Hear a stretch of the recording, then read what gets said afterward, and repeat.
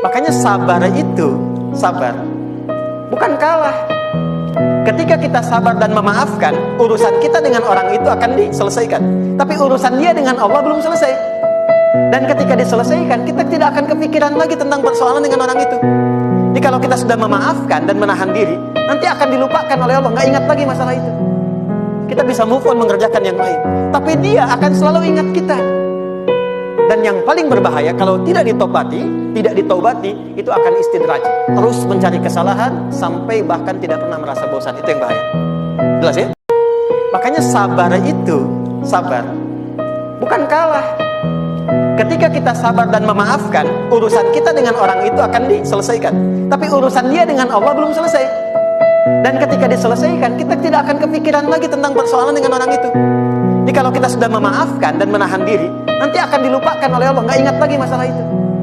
Kita bisa move on mengerjakan yang lain. Tapi dia akan selalu ingat kita. Dan yang paling berbahaya kalau tidak ditobati, itu akan istidraj. Terus mencari kesalahan sampai bahkan tidak pernah merasa bosan. Itu yang bahaya. Jelas ya? Makanya sabar itu, sabar bukan kalah. Ketika kita sabar dan memaafkan, urusan kita dengan orang itu akan diselesaikan. Tapi urusan dia dengan Allah belum selesai. Dan ketika diselesaikan, kita tidak akan kepikiran lagi tentang persoalan dengan orang itu. Jadi kalau kita sudah memaafkan dan menahan diri, nanti akan dilupakan oleh Allah, nggak ingat lagi masalah itu. Kita bisa move on mengerjakan yang lain.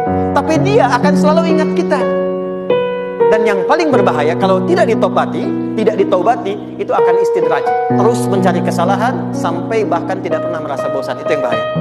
Jelas ya? Makanya sabar itu, sabar bukan kalah.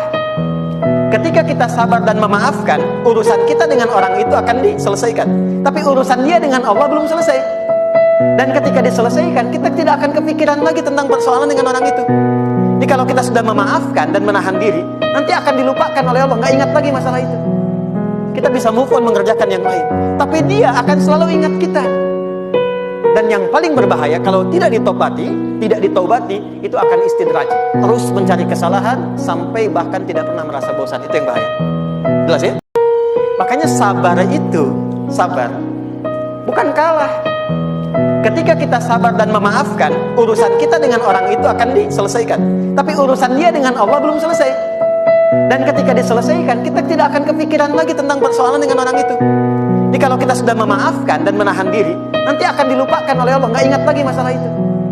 Kita bisa move on mengerjakan yang lain. Tapi dia akan selalu ingat